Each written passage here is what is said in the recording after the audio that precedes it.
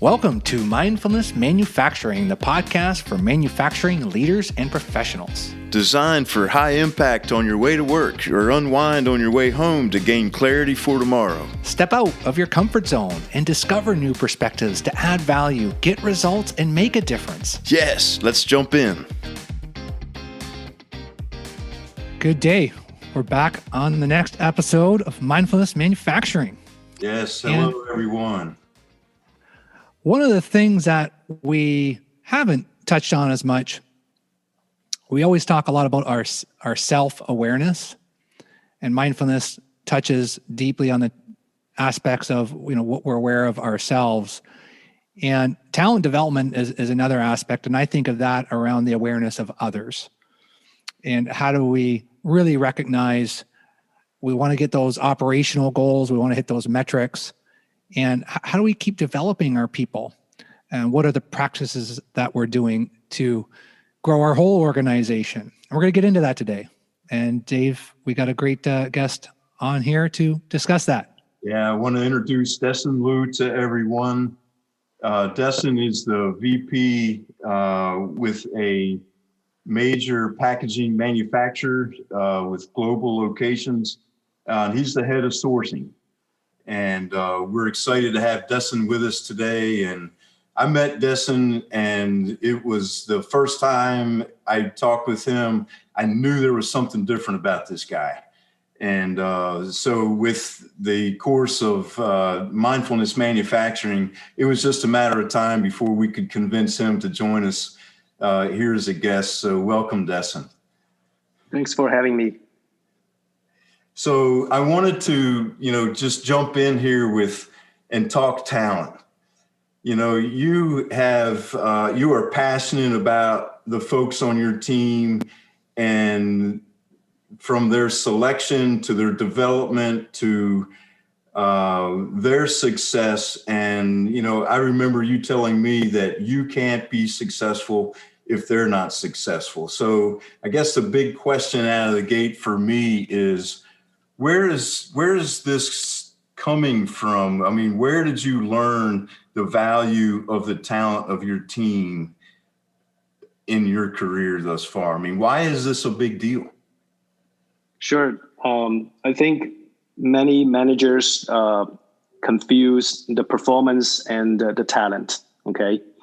And in my mind, performance is a byproduct of talent development. And you would say if the question is what is the manager's the number one responsibility, and you could get a lot of answers, and I don't think that these answers are wrong, but you will hear a lot about performance, right? You will hear a lot about what about the shareholder values, and I don't think those are wrong, but fundamentally, if you want to drive those metrics, you need people to deliver that. And you have to be aware that you are not the superhero that can deliver everything, right? You manage a team to deliver that. So what comes first? Is it the performance comes first or the talent comes first? To me, the talent comes first. Your number one job as a manager is to developing those talents, to have a talented team in place so that they can deliver the performance, right? So let's not confuse the performance and the talent here. They certainly don't conflict. But if you let me choose which one is my priority, I would do a talent all day long. Because again, if you have a good team, the performance is a byproduct of it, right? It's not the other way around. So it's always number one to a manager in my mind. So Desen, where have you seen the absence of good talent cost the organization or cost the individual? Yeah, we can talk about the cost if you have a not so ideal talent, right, in the place. Or you can talk about the value if you have an excellent talent in the organization. There are studies that showing that if you have the wrong people in place, what is the cost of the organization? But in many times, you neglected the fact that if you put a better talent in place, or if you have a stronger team in place, what is the potential that you can achieve, and what is the potential that you are missing there, right? I mean, cost is just a cost. If you have somebody who is not ideal for the position there, of course, that you will see some downside. But to me, if you miss something great, right, to a manager, he misses more than the downside itself. Don't. Let's not focus too much of the cost. Let's also think about what's the upside that you are missing there. Desen, relative to talent, you've worked on good teams in your career. You've had good folks working with you. You have worked for great people and not so great people. What separates those? What's the divider between good talent, not talent that you've seen? Sure. I think the number one thing that comes to my mind is ownership. Is the ownership of the work that position needs to fulfill, right? And it goes across all the levels, no matter you are an individual contributor or you are a manager. It's all about ownership. Once you have ownership, it's not difficult to tell that you have that sense of ownership, because your actions will speak for it.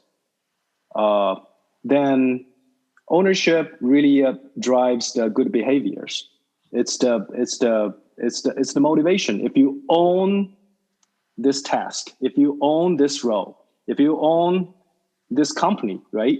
What your action being different?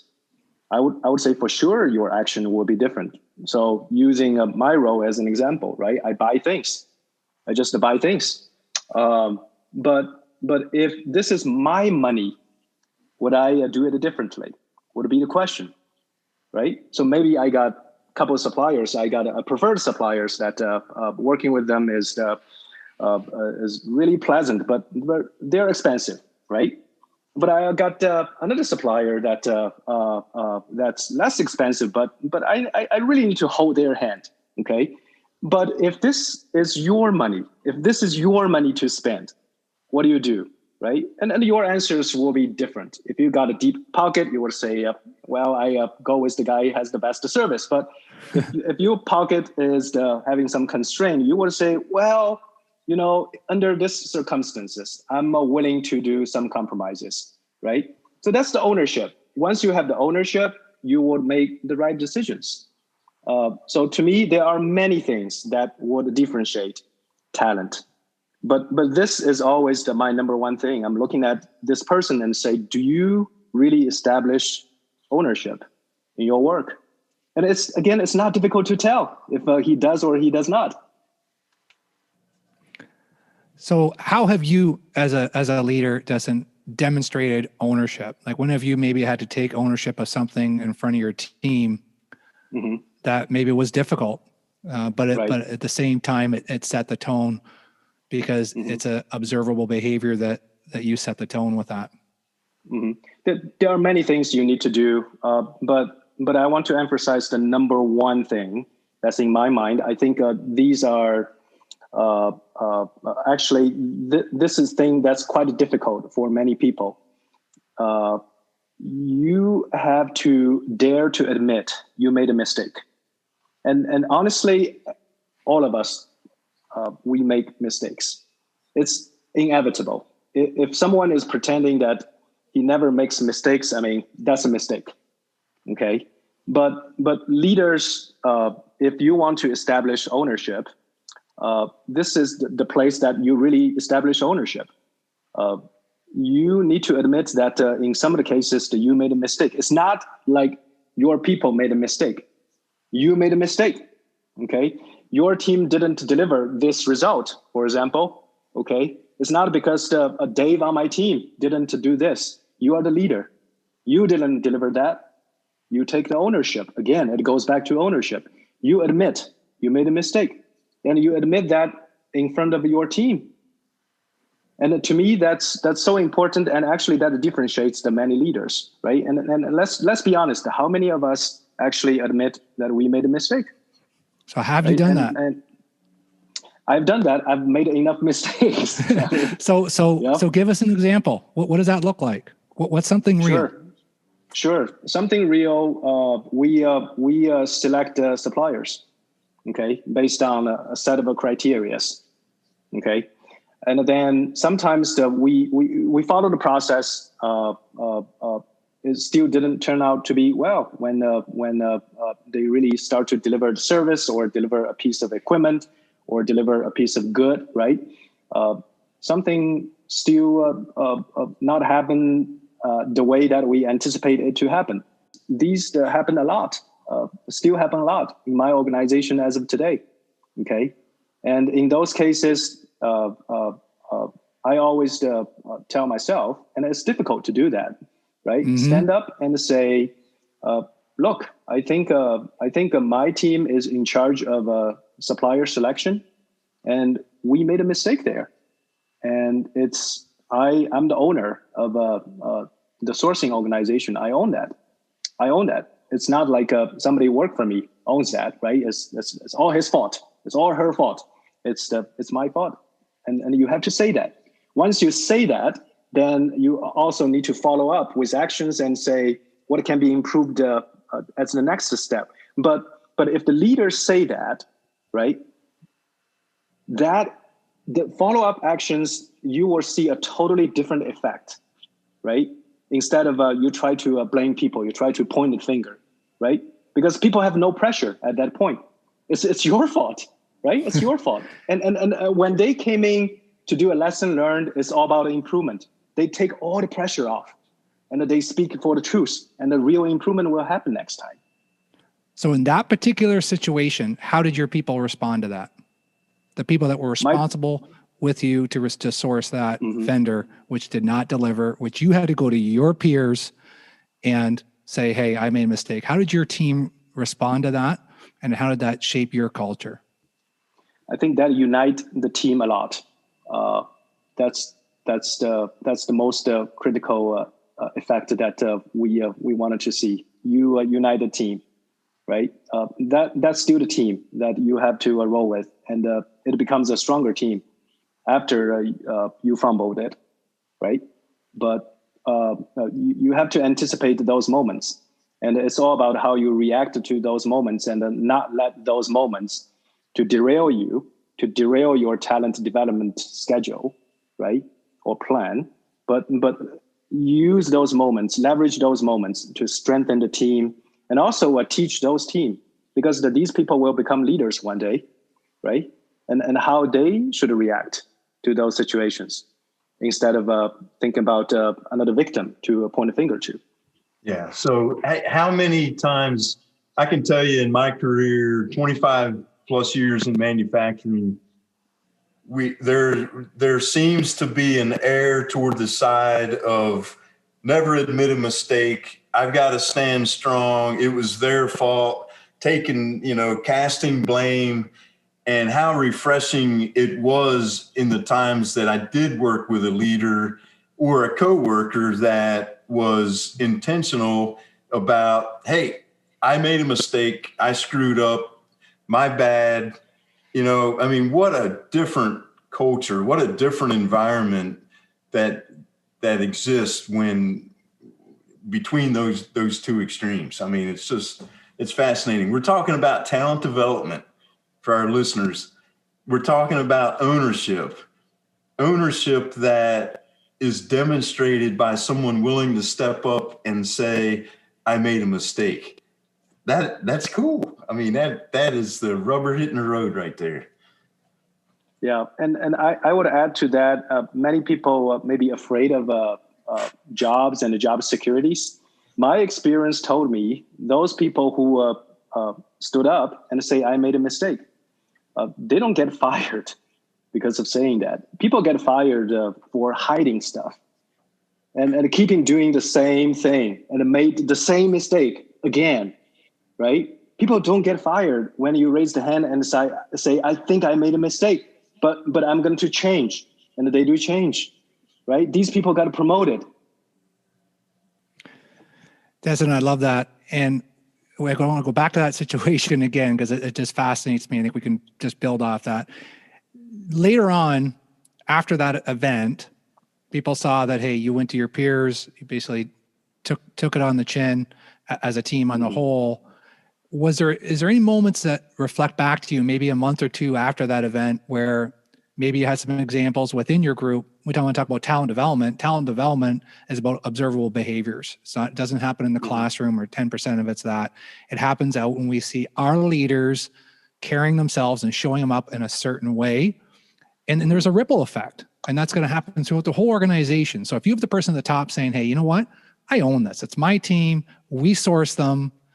End of story. We got to go back and figure this out and do better next time.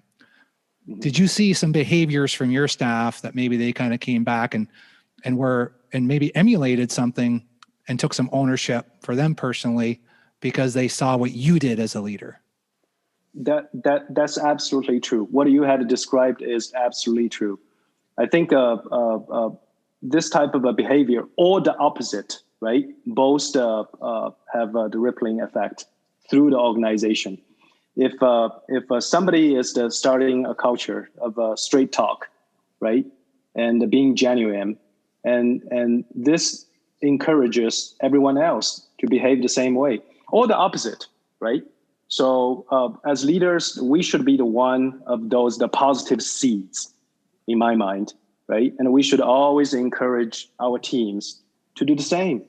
The more people doing this, the organization becomes the more transparent, right? More collaborations, and the better results that would come out from those. These are the real culture changes in an organization, and these are really difficult. So do you have a real change that you saw in your group? A specific one? Absolutely, we did. Absolutely, we did. Even with the current organization, absolutely, we did. And it's difficult. I want to admit to you guys, it's maybe one of the most difficult thing to do. You know, that first time out of the gates, to where when someone admits a mistake and that's not the existing culture, it's almost like it stops everybody dead in their tracks. And it's like, what? Did this just happen? Right. And then as it becomes, you know, as it becomes demonstrated more and more by the leadership, and it becomes safe, we've created a safe environment. Now we're talking talent that I'm going to go out on a limb here and say is rare across business and industry, because people in business and industry are not wired to just admit their mistakes. I mean, it's unsafe in many environments.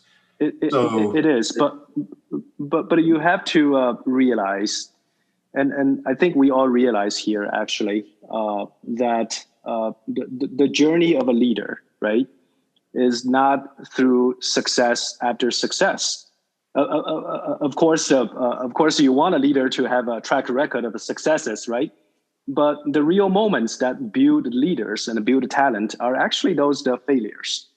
So cherish those moments and leverage those moments, right? Perfect knowledge actually doesn't exist. It requires experiments. So if you think about it, if you want somebody who have a good knowledge and a good skill set, you have to allow them to fail.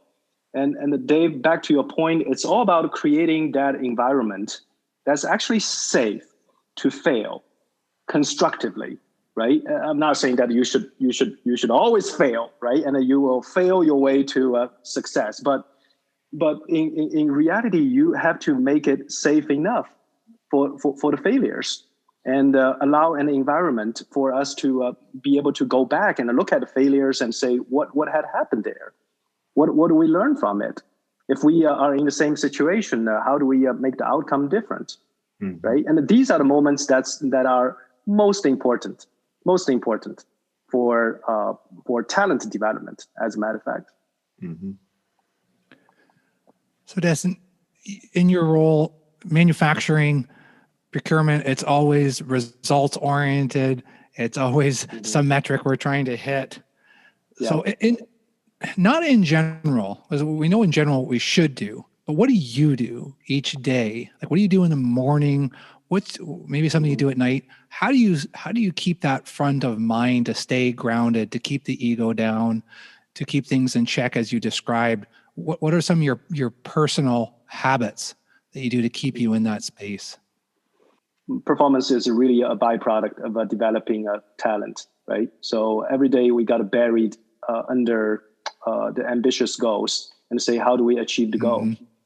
But really, the only way to achieve the goals consistently, right, and sustainably in the long term is that you focus on the talent. It's the as if you're 401k, right? Not exactly like that, but it's okay. You stop contributing for a day, a week, a month, even a year. You won't really see the effect of that.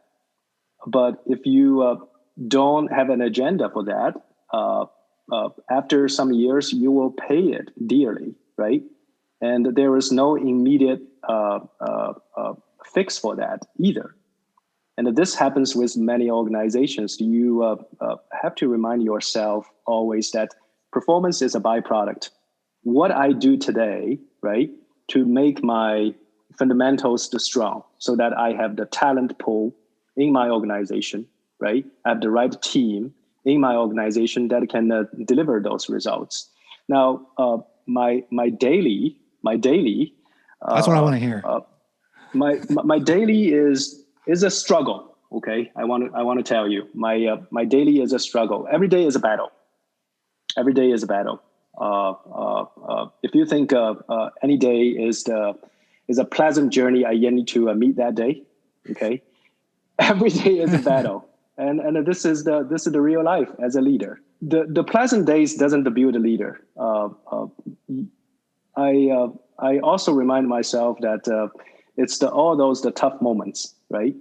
That really build me. And once you have that mindset, you are ready to go through many tough days. Then you look back. Then you look back and say, what did it really do to me, right? It built you. It didn't break you. It actually built you. But every day is a tough day.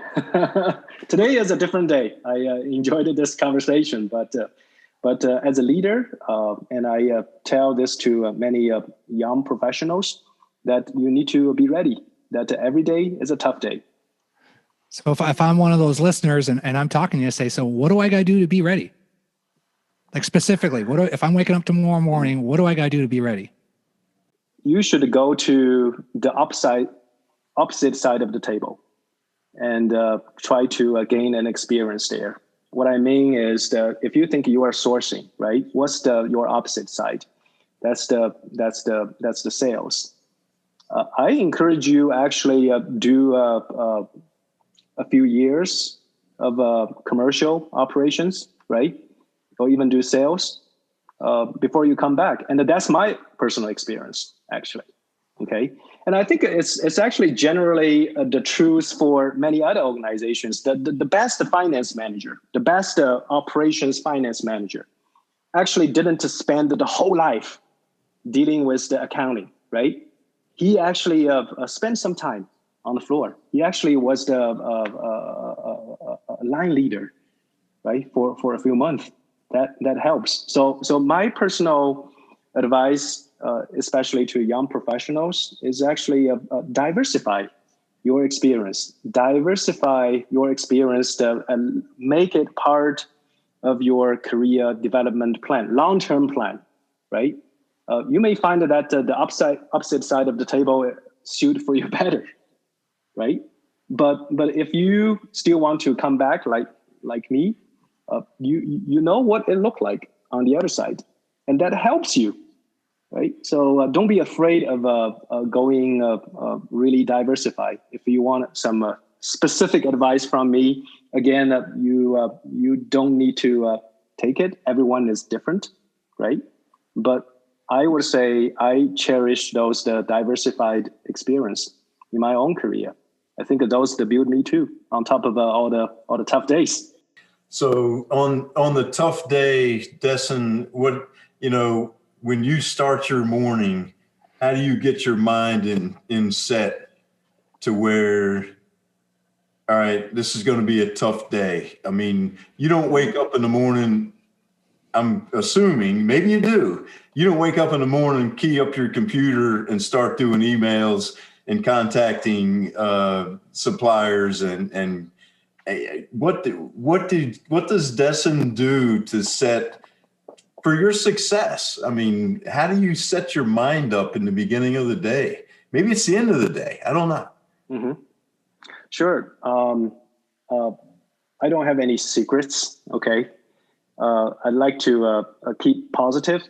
I'd like to, instead of thinking this is just another tough day, I'm going through those meetings and this negotiation with the supplier is not going to be beautiful, right? Instead of think about all those tough things or the negative perspectives, you have to focus your mind on what you gain through it, right?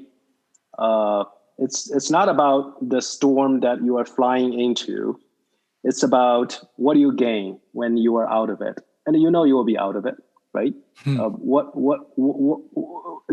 person will be different when you are out of it, and even that's a little bit every day, right? But they start to build up. But don't focus on the storm that you are flying to. Focus on the attitude that you are flying to the storm, right? Because that differentiates us. Yeah. Okay. The way that we deal with it, and what do we gain? So focus on those facts instead of this is another tough day. I got a meeting all the way through 5:30, and I have this call at night as well, right? And that's normal day. That's a normal day. But what do you gain? What do you gain? Right? You gain a lot.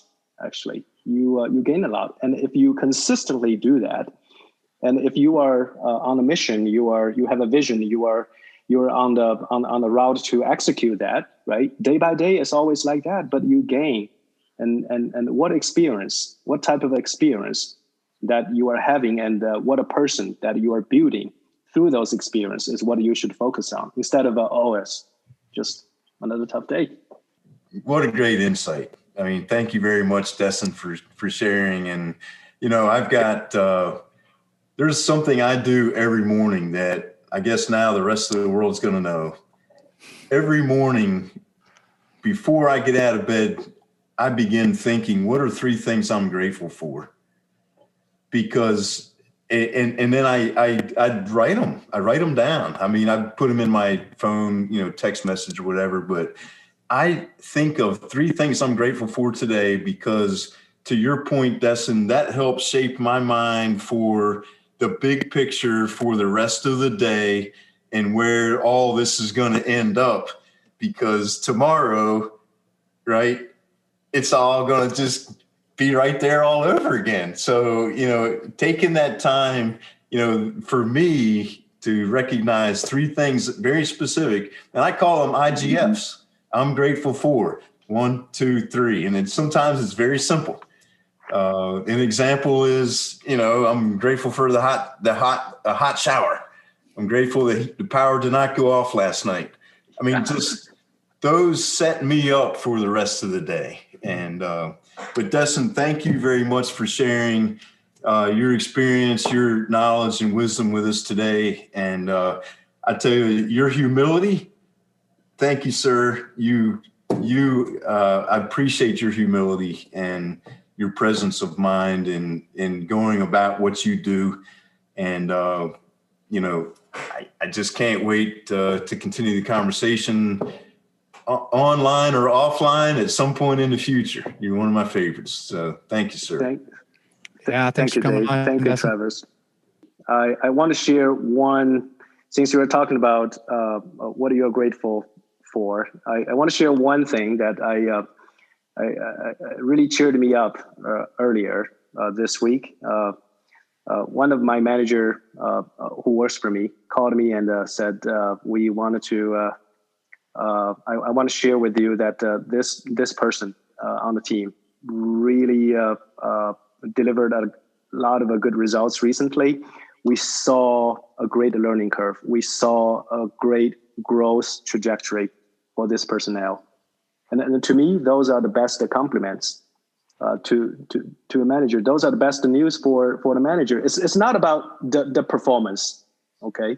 It's not about the good results. I love good results. Good results leads to bigger bonus checks, leads to better careers, no doubt about that. Okay, but we grew a person. We grew a person, yep. Right? And that's the best of all. So talking about sharing good news, I just want to share this because that really made my day that day. That's a great way to end this on. And it is important for everybody listening to share that. Like Dave will text me his things that he's grateful for. And then that makes me feel good because it makes me think about things. So when we share these stories, the real stories, or what it's personally grateful for you, I journal, but you guys just remind me, it's also important to share it because then you get that whole oxytocin of those different things. I'll leave it on a quote here from Desen Lu, and performance is a function of human equity. I love that. So thanks for sharing that. That's your quote. And I want to throw it out on our podcast. It's been a pleasure going through talent development with you guys today. Thanks a lot. Thank you. Take care. Thanks for taking the time to join us today. How you show up matters. We'd love for you to subscribe, share with a colleague, and tell us what you think. Your feedback's important to provide this high-quality, powerful program that makes a difference in your life and others. Take care. See you next time.